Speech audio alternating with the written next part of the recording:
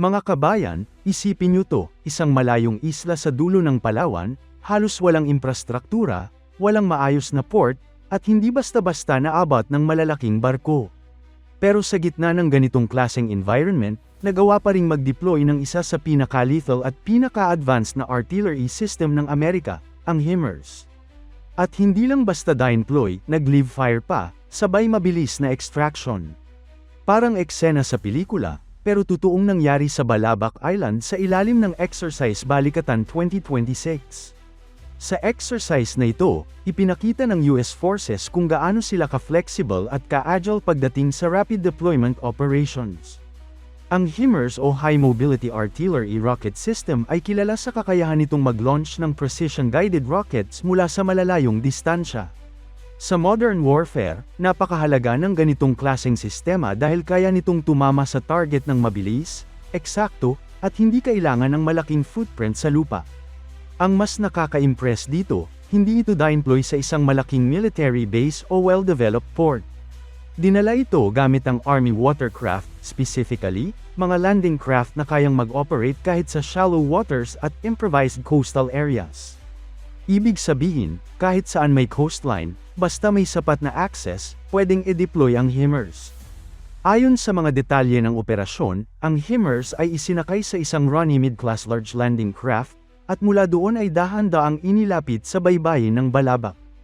Walang traditional port facilities, kaya talagang improvisation at military precision ang naging susi. Pagdating sa Pampang, agad itong bumaba, pamwesto, at naghanda para sa firing mission. At dito na pumasok ang pinaka-highlight ng exercise, ang live fire. Gumamit ang HIMARS ng M28A1 Reduced Range Practice Rocket, isang training munition pero realistic ang performance. Sa isang iglap, nailunsad ang rocket patungo sa designated target area. Ipinakita nito na kahit sa ganitong klaseng terrain at logistical challenges, kayang mag-deliver ng accurate at mabilis na firepower. Pero hindi doon natapos ang kwento. Matapos ang firing mission, hindi nagtagal ang HIMARS sa isla. Agad itong in-extract pabalik sa landing craft. Walang extended stay, walang permanent deployment, pure hit-and-run capability. Ito ang tinatawag na shoot-and-scoot tactic, isang critical strategy para maiwasan ang counterattack ng kalaban. Ngayon, bakit ba napakahalaga ng ginawa nilang ito sa Balabac? Kung titignan natin ang mapa, ang Balabac Island ay nasa strategic location, malapit sa Sulu Sea at Celebes Sea. Ang mga rutang ito ay mahalaga sa international shipping at regional security. Maraming barko ang dumadaan dito, kabilang na ang commercial vessels at military assets. Sa pamamagitan ng pag-deploy ng HIMARS sa ganitong lokasyon, ipinapakita na kayang protektahan ng mga maritime routes na ito laban sa anumang banta. Isipin nyo, kung may hostile force na magtatangkang pumasok o mangharas sa area, may kakayahan ng Allied forces na mag-deliver ng long-range precision strikes mula sa lupa. Hindi lang ito simpleng exercise, ito ay demonstration ng deterrence. Mensahe ito sa kahit sinong gustong magpakitang gilas sa rehiyon, kaya naming mag-deploy kahit saan, kahit gaano kalayo, at kaya naming umatake ng mabilis at eksakto. Bukod dito, ipinakita rin sa Balikatan 2026 ang coordination sa pagitan ng iba't ibang units ng US military. Kasama sa operation ng mga sundalo mula sa 5th Battalion, 3rd Field Artillery Regiment, na bahagi ng 7th Infantry Division at Multi-Domain Command Pacific. Ibig sabihin, hindi lang traditional ground forces ang involved, kundi pati mga units na nakatutok sa multi-domain operations, pinagsasama ang land, sea, air, cyber, at space capabilities. Kasabay nito, makikita rin ang involvement ng US Marines mula sa 3rd Littoral Combat Team, 3rd Marine Littoral Regiment. Ang mga unit na ito ay specially designed para sa operation sa coastal at island environments, eksakto sa geography ng Pilipinas. Sila rin ang nagdala ng Navy Marine Expeditionary Ship Interdiction System o NMESIS, isa pang high-tech weapon system na kayang mag-target ng mga barko sa dagat gamit ang land-based launchers. Sa isa pang bahagi ng exercise sa Kalayaan, Cagayan, pinakita rin kung paano isinasakay ang HIMARS at NMESIS sa landing craft utility vessels. Ibig sabihin, Hindi lang sa isang lugar ginagawa ang ganitong klase ng operasyon, ini-integrate ito sa iba't ibang bahagi ng bansa para masanay ang mga puwersa sa iba't ibang terrain at senaryo.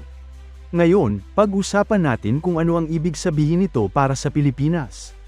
Una, malaking boost ito sa interoperability ng Armed Forces of the Philippines at US military.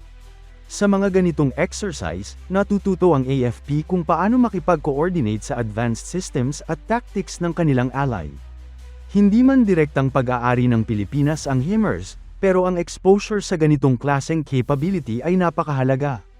Pangalawa, pinapalakas nito ang defense posture ng bansa, lalo na sa mga kritikal na maritime zones. Ang West Philippine Sea, Sulu Sea, at Celebes Sea ay patuloy na may strategic importance, at ang kakayahang mag-deploy ng ganitong sistema ay nagbibigay ng added layer of security. Pangatlo, ipinapakita nito ang commitment ng US sa alliance nila sa Pilipinas. Hindi biro ang mag-deploy ng ganitong asset sa remote locations. Kailangan ito ng logistics, planning, at coordination. Ibig sabihin, seryoso ang partnership at handa silang suportahan ang regional stability. Pero syempre, may mas malalim pang layer ang usaping ito. Sa modern warfare ngayon, hindi na sapat ang malalaking base at permanent installations. Mas nagiging mahalaga ang mobility, flexibility, at unpredictability. Dito pumapasok ang konsepto ng distributed operations, kung saan ang mga assets ay naka-spread out sa iba't ibang lokasyon para mas mahirap targetin. Ang ginawa sa Balabac ay perfect example nito. Isang maliit na isla, walang permanent base, pero kayang mag-host ng high-end weapon system kahit panandalian lang. Para itong chess move, hindi mo alam kung saan susunod na lilito ang puwersa. At para sa mga potential adversaries, malaking challenge ito. Kailangan nilang i-consider ang mas maraming variables, mas maraming possible launch points, at mas unpredictable na movements. Sa kabilang banda, para sa Pilipinas, opportunity ito para pag-isipan ang sariling defense strategy. Paano kung magkaroon din ng ganitong capability ang AFP sa hinaharap? Paano kung mas ma-develop ang sariling missile systems o magkaroon ng access sa similar technologies? Hindi ito malayong mangyari, lalo na sa patuloy na modernization program ng AFP. Sa tulong ng allies at partnerships, posibleng makita natin ang mas advanced na capabilities sa mga susunod na taon. Balik tayo sa Balikatan 2026. Ang exercise na ito ay matagal ng tradisyon sa pagitan ng Pilipinas at US. Hindi lang ito simpleng training, ito ay simbolo ng alliance, cooperation, at shared commitment sa peace at stability sa Indo-Pacific region. Sa bawat taon, mas nagiging complex at mas advanced ang mga senaryo. Mula sa basic drills, ngayon ay umaabot na sa multi-domain operations, cyber defense, at high-tech weapon systems. At ang deployment ng HIMARS sa Balabac ay isa sa pinaka-clear na indikasyon kung saan papunta ang future ng military operations, mas mobile, mas precise, at mas integrated. Sa huli, ang tanong, handa ba tayo sa ganitong klaseng pagbabago? Ang sagot, unti-unti. Sa pamamagitan ng mga exercise tulad ng Balikatan, natututo ang ating mga sundalo, lumalawak ang kanilang experience, at mas nagiging handa sa anumang senaryo. At para sa ating mga Pilipino, mahalagang maintindihan natin ang kahalagahan ng mga ganitong development. Hindi lang ito tungkol sa armas o military power, ito ay tungkol sa seguridad, sovereignty, at kinabukasan ng ating bansa. Kaya mga kabayan, sa susunod na makarinig kayo ng balita tungkol sa HIMARS o Balikatan, tandaan nyo ang nangyari sa Balabac. Isang maliit na isla, pero naging sentro ng isang malaking demonstration ng military capability. Isang patunay na kahit sa simpleng lugar, pwedeng mangyari ang extraordinary, basta may tamang plano, teknolohiya, at determinasyon. At sa panahon ngayon, kung saan patuloy ang pagbabago sa global security landscape, ang ganitong klaseng kahandaan ay hindi na option, kundi isang necessity.